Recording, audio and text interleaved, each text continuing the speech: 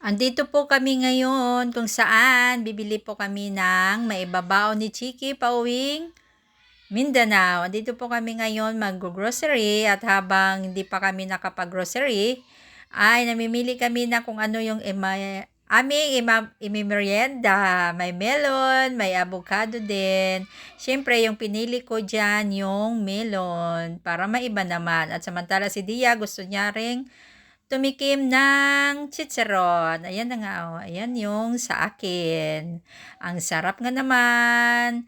Yung minsanan makapagtikim at yung tinapay pa talaga na pasosyal din yung sarap.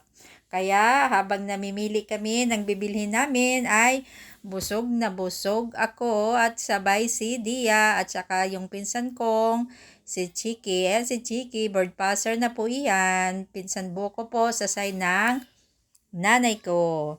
Nurse po iyan. Ang cute at ang kinis niya talaga ang puti. Hindi kami nakapagmana dyan. At habang tapos na kami magmerienda, ayan o si Dia. Kinakain niya yung chicharon habang nakasakay siya sa basket.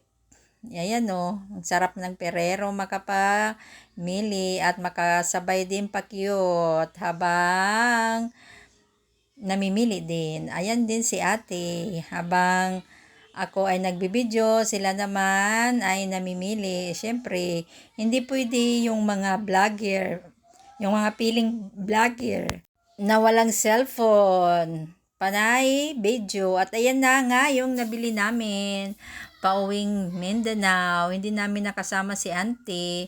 Si Chiki yung nakasama namin ngayon sa galaan. Parati pa akong kasama para makapag-vlog po ako kasi yung ate ko po ay napaka-supportive din yan sa akin. Kaya bawat gala ay parati akong kasama at andito na nga kami sa cashier at magbabayad na kami para uwi na, pero hindi po kami diretsong umuwi kasi gabi na po ito, nabutan na po kami ng gabi, kaya dumaan po kami sa restaurant kung saan doon kami kakain sa Hukad. Hukad yung pangalan ng restaurant kung saan po kami ay kakain. At ayan na nga, paubos na para mabayaran na lahat at samantala si Dia dyan ay sabay pakyot din kanina.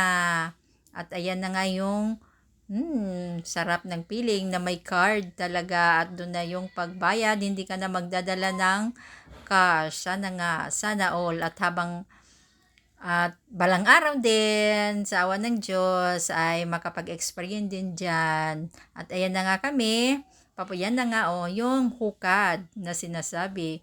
Nakapangalawang bisis na rin akong nakakain dyan sa hukad. Yung unang kasama ko ay si tatay at saka si Joseph din, pero hindi dito banda. Sa iba kami, sa Robinson kami banda kumain doon kasi may hukad din doon eh. Ayan na, ay pumipili na kami kung ano yung makakain namin ngayong gabi. At ayan yung mga tao din, nasagip din sa camera.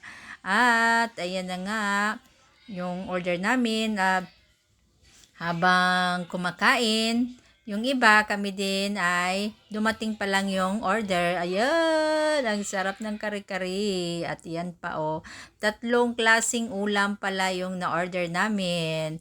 At sarap nga naman. At ayan na nga ako. Ang taba ng pisngi ko dyan banda. Ay, kainan na po tayo. Maraming salamat po sa patuloy na suporta. Sana po ay mag-enjoy kayo habang nanonood sa mga long video ko. Wala pa po akong short video pero susubukan ko din hanggang sa ma-monetize po ako. Hindi rin po ako titigil dito. Katulad din po sa paggawa ko ng reels doon sa Facebook. Dito rin ay ipagpatuloy ko din ito. May awa ang Diyos at balang araw mamomonetize din ako. Kainan na po tayo at maraming salamat sa patuloy na suporta and